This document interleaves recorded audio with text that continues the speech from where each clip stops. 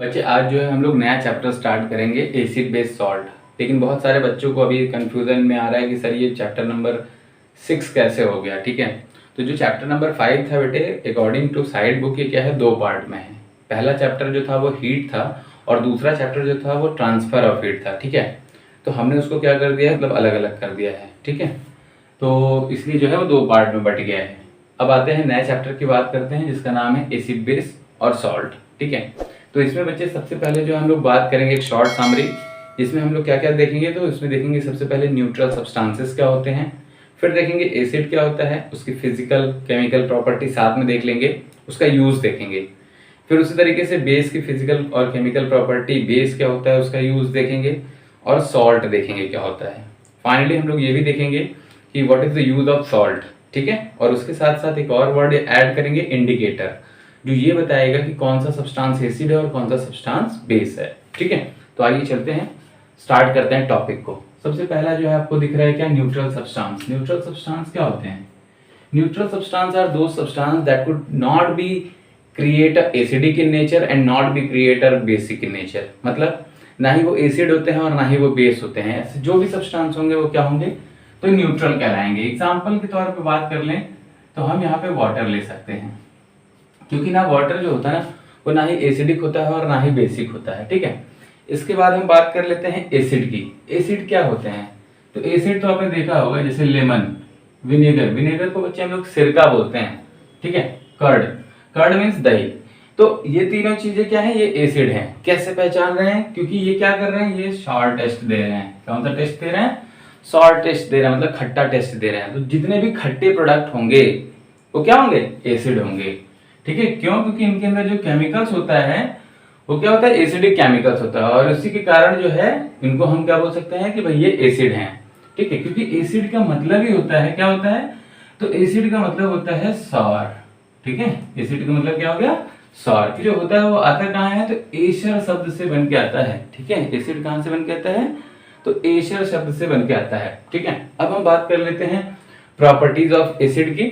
ठीक है, तो प्रॉपर्टीज ऑफ एसिड में हम लोग पॉइंट वाइज देखेंगे। जैसे सबसे पहला पॉइंट आपको दिख रहा होगा कि एसिड जो होता है वो कौन सा टेस्ट देता है, तो शॉर्ट टेस्ट देता है। ठीक है, इसके बाद क्या करता है, तो इसका सबसे बड़ा कैरेक्टर ये है कि ये ब्लू लिटमस पेपर को रेड में बच्चे कन्वर्ट कर देता है। ठीक है, नेक्स्ट पॉइंट क्या है, तो ये कोरोसिव इन नेचर का होता है। कोरोसिव इन नेचर का मतलब अगर एसिड हमारे स्किन पे पड़ जाए तो हमारी स्किन को डैमेज कर सकता है। किसी सरफेस पे, फर्श पे भी पड़ जाए ना, तो देखोगे वहां पे स्पॉट बना लेगा। मतलब उसकी क्वालिटी, उसके जो फीचर होते हैं उसको वो डैमेज कर देगा। इसीलिए हम उसको बोलते हैं कोरोसिव इन नेचर। ठीक है, इसके बाद क्या होता है कि जैसे अगर सपोज अभी जैसे मैंने बताया आपको कि ये आपके स्किन पे अगर चला जाएगा, तो स्किन पे अगर जाता है तो जैसे लगेगा कि बर्न मींस जल गया है वो। ठीक है, तो एसिड बहुत हार्मफुल होता है हमारे लिए अगर हम स्ट्रॉन्ग एसिड की बात करते हैं, क्योंकि आपको पता होना चाहिए कि एसिड जो होते हैं वो 2 टाइप के होते हैं, स्ट्रॉन्ग एसिड और वीक एसिड। ठीक है, तो स्ट्रॉन्ग एसिड क्या होता है, ऐसा एसिड जो मिनरल एसिड के फॉर्म में हो, जिसका पीएच वैल्यू बहुत कम हो, वो स्ट्रॉन्ग एसिड होता है। और ऐसा एसिड जिसकी पीएच वैल्यू ज्यादा होती है, मतलब एक नॉर्मल से ज्यादा हो, तो उसको हम बोल सकते हैं वीक एसिड। तो जितने भी आपके जो प्लांट प्रोडक्ट या एनिमल प्रोडक्ट हैं उससे जो एसिड निकल रहा है वो आपका वीक एसिड होता है, जिसको हम लोग ऑर्गेनिक एसिड के नाम से भी जानते हैं। और जो आपका स्ट्रॉन्ग एसिड होता है, जो मिनरल एसिड होता है, वो जनरली क्या होता है, मिनरल्स के फॉर्म में होते हैं। जैसे HCl हो गया, H2SO4 हो गया, HNO3 हो गया, ये सब क्या है, ये सब स्ट्रॉन्ग एसिड हैं। ठीक है, तो ये आपकी स्किन को भी डैमेज कर सकते हैं। आइए नेक्स्ट पे बात करते हैं।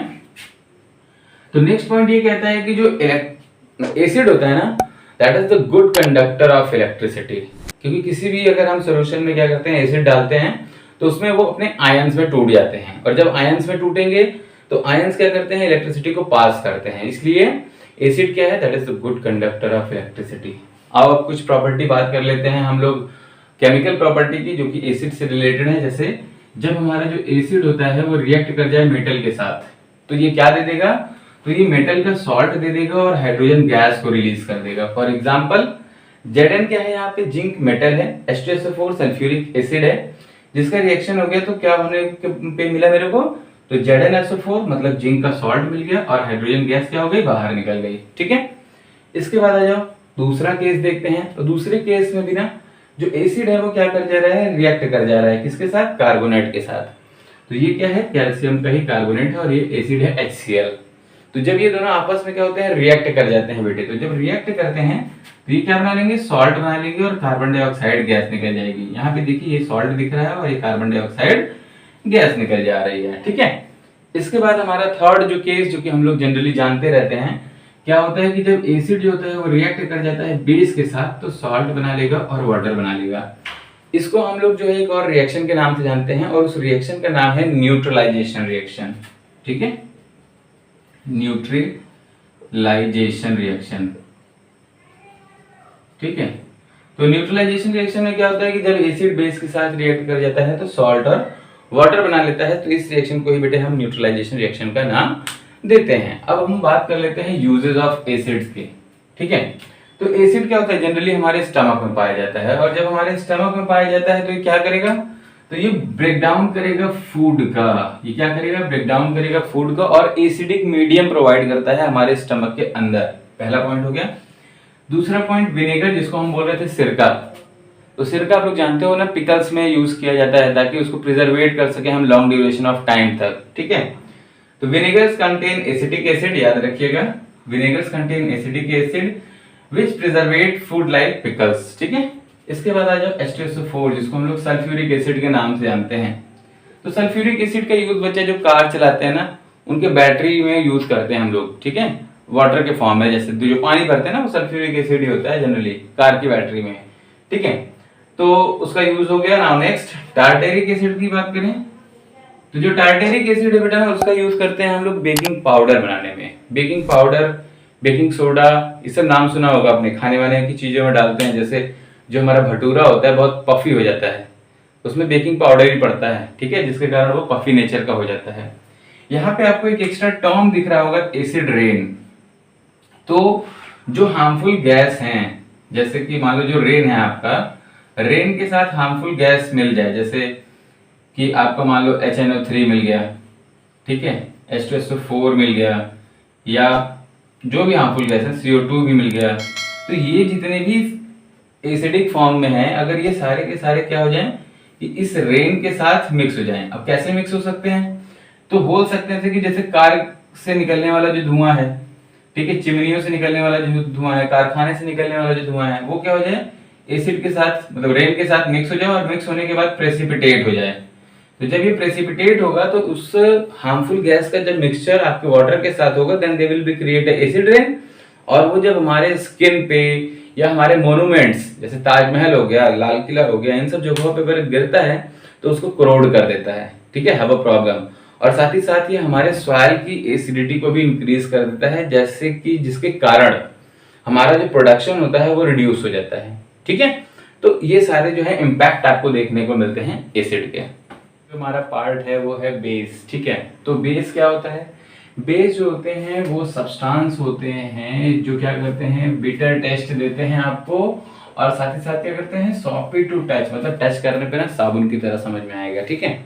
तो बेस को भी हम क्या बोल सकते हैं, क्योंकि इसका कोई डेफिनेशन नहीं होता है, ठीक है, इसलिए हम क्या करते हैं, इसकी प्रॉपर्टी को ही आइडेंटिफाई करते हैं। तो बेस क्या है, so base are the substance that provide bitter in taste, कड़वा, and softy to touch, touch करने पे साबुन की तरह सॉफ्ट होगा, चिकना होगा, ठीक है। नाउ प्रॉपर्टी ऑफ बेस, तो प्रॉपर्टी की बात करें तो सबसे पहला प्रॉपर्टी तो जो आपको यहाँ पे मैं दिखाया है डेफिनेशन में, वही प्रॉपर्टी आपको यहाँ पे भी देखने को मिल रही होगी, बिटर इन टेस्ट है और सॉफ्टी टू टच है, ठीक है। सेकंड जो इंपॉर्टेंट प्रॉपर्टी है वो क्या करता है कि रेड लिटमस पेपर को ये टर्न कर देता है, किसमें, ब्लू में टर्न करता है, ठीक है। तो और वहीं एसिड था तो क्या कर रहा था, ब्लू को रेड में कर रहा था, ठीक है। नेक्स्ट पार्ट पे आते हैं। तो बेस का भी नेचर क्या होता है, कोरोसिव नेचर का होता है। अगर बहुत हार्ड बेस है जिसकी pH वैल्यू 13 है, 14 है, और वो बेस आपके स्किन पे पड़ जाए तो वो भी आपकी स्किन को क्या करेगा, डैमेज कर सकता है, या करेगा ही करेगा, ठीक है। और बेस जो है जब एसिड के साथ रिएक्ट कर जाता है तो न्यूट्रलाइजेशन रिएक्शन परफॉर्म करता है, जो कि मैंने एसिड में भी आपको डील किया था जब हम उसकी केमिकल प्रॉपर्टी पे थोड़ा सा डिस्कशन कर रहे थे तब, ठीक है। और बेस को हम कैसे पहचान सकते हैं केमिकली, अगर बेस को हम पहचान सकते हैं कि अगर उसमें हाइड्रोक्सिल ग्रुप जुड़ा हुआ है तो हम डायरेक्टली बोल सकते हैं कि ये बेस है। क्योंकि जो एसिड होता है बेटा, जो एसिड होता है वो H आयन देता है और जो बेस होता है वो OH आयन देता है, ठीक है। तो जहां पे हाइड्रोक्सिल ग्रुप जुड़ा हुआ है वो क्या है, वो बेस है। और जिस बेस में हमने क्या कर दिया है, सॉल्युबल कर दिया वाटर में, या ऐसा कह सकते हो कि जो बेस वाटर में डिसॉल्व हो जा रहा है या सॉल्युबल हो जा रहा है, उस बेस को हम नाम देते हैं एल्कलाई। क्या नाम देते हैं, तो एल्कलाई। तो हम बोल सकते हैं कि all the alkali are base but all the bases are not alkali because some base could not be going to dissolve the water inside there, ठीक है। Now next uses of base की बात करेंगे तो इसका सबसे मेनली यूज कहाँ होता है, लेबोरेटरी में यूज करते हैं हम। और भी बहुत सारे जगह पे है, जैसे व्हाइट वॉशिंग देखा होगा, घर में पुताई होने लगती है ना, जब आपका बनता है प्लास्टर ऑफ पेरिस बनता है, जो पुट्टी जिसको बोलते हैं वो सब बनता है, तो उसमें आपको बेस यूज मिलता है, देखते हैं हम, ठीक है।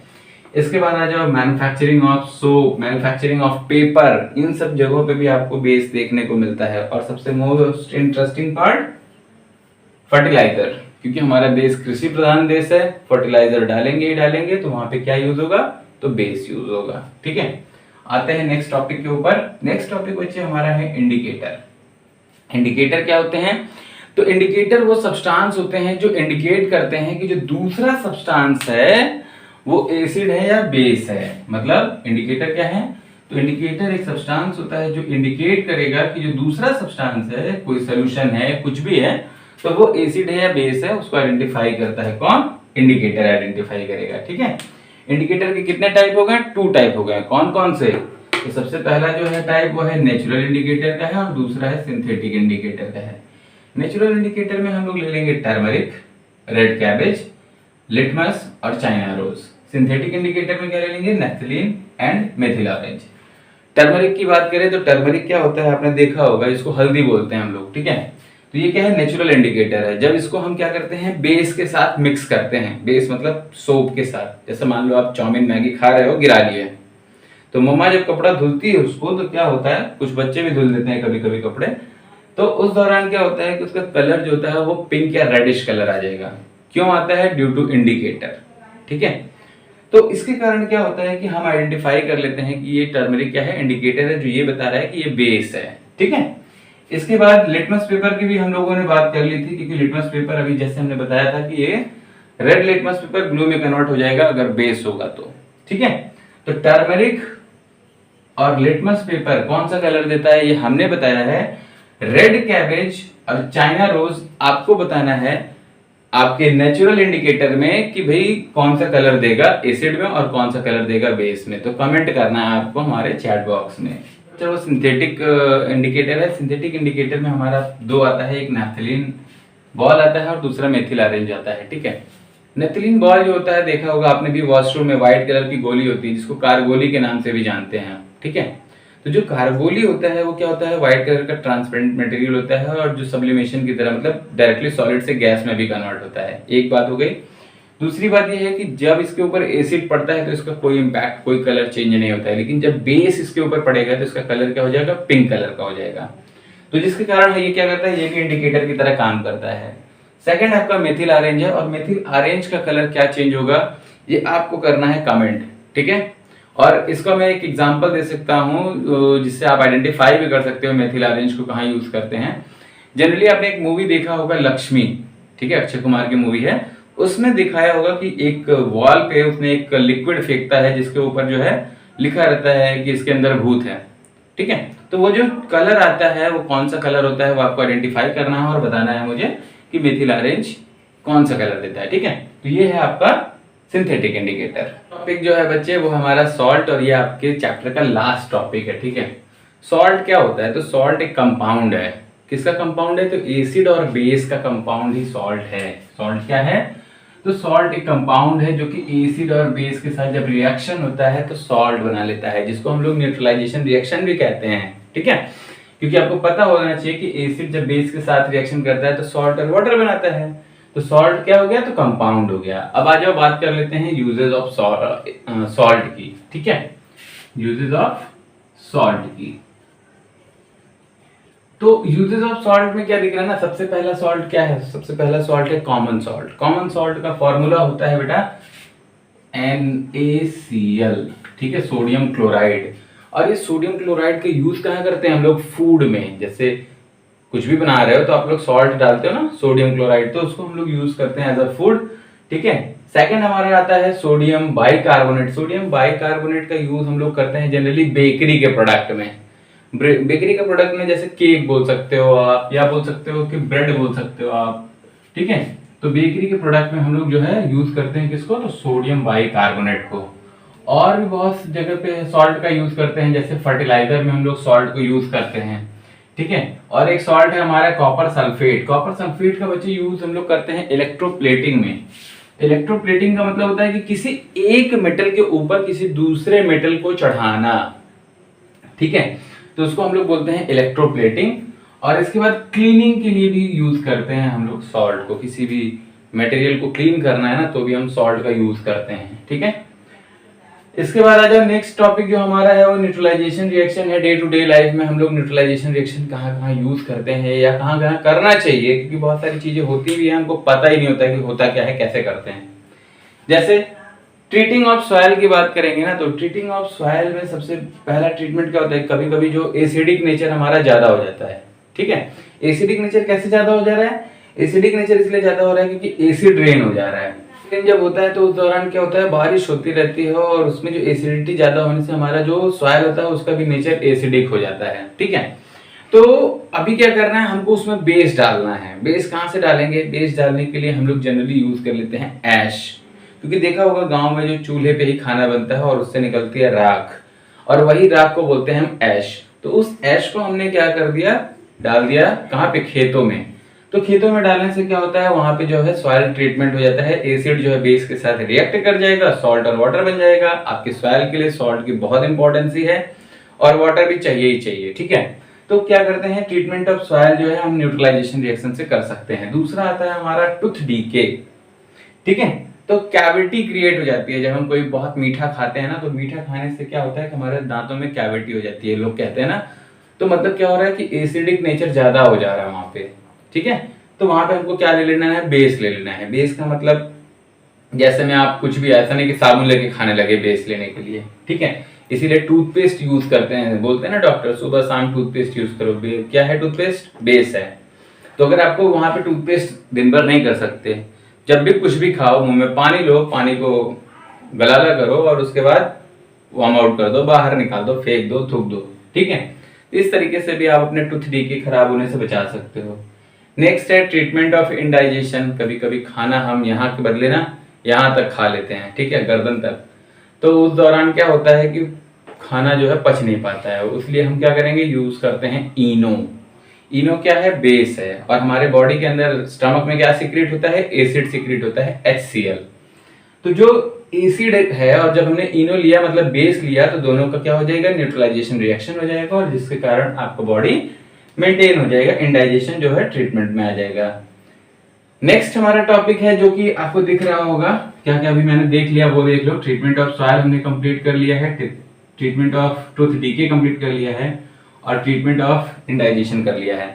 नेक्स्ट टॉपिक की जो बात करेंगे हम लोग, बात करेंगे sting of ant and bee. मतलब जो चींटियां काट लेती हैं, कभी कभी मधुमक्खी काट लेती हैं, तो स्वेल कर जाता है, ठीक है, क्योंकि इसमें फॉर्मिक एसिड होता है इनके अंदर। कौन सा एसिड होता है? फॉर्मिक एसिड होता है। और जैसे वो काटती हैं, वो एसिड हमारे बॉडी के अंदर इंजेक्ट करती हैं, जिसके कारण वो स्वेल कर जाता है। अब हमको क्या करना है? बेस लगाना है। बेस का मतलब सोप लीजिए, सोप के ऊपर हल्का सा 2-3 ड्रॉप पानी डालिए और उसको रब कर दीजिए। सोप के ऊपर रब किया, उसके जो झाग निकलते हैं उसको निकालिए, और उस पर जहां पे भी आपको आंट ने बाइट किया है या बी ने बाइट किया है वहां पे लेके रब करिए। इससे करने से क्या होगा? देखोगे कि स्वेल वो क्या हो जाएगा? कम हो जाएगा, क्योंकि आपने उसके ऊपर बेस डाला है। तो जब एसिड और बेस का कॉम्बिनेशन बनेगा तो सॉल्ट और वाटर होगा, वाटर आपकी बॉडी ऑटोमेटिक एब्जॉर्ब कर लेगी। अगर बहुत एक्सेस होगा तो स्वेट्स के फॉर्म में बाहर आ जाएगा, और सॉल्ट एब्जॉर्ब हो जाता है बॉडी में, ठीक है। हमारा जो टॉपिक है वो है ट्रीटमेंट ऑफ फैक्ट्री वेस्टेज। इसमें क्या होता है कि अगर आपके फैक्ट्री से बेस निकल रहा है तो वहां पे हम एसिड डाल देंगे, न्यूट्रलाइजेशन रिएक्शन होगा। अगर एसिड रिलीज हो रहा है तो वहां पे हम बेस डाल देंगे ताकि न्यूट्रलाइजेशन हो जाए। तो इस तरीके से हम क्या कर सकते हैं कि सारे वेस्टेज को हम क्या कर सकते हैं? मेंटेन कर सकते हैं। तो ये बच्चे आपके पूरे चैप्टर का होल सोल सिस्टम है। अगर आपको अभी भी कोई डाउट लग रहा है then you have to comment on chat box, ठीक है। and you must have to going to subscribe and share my channels. So good day.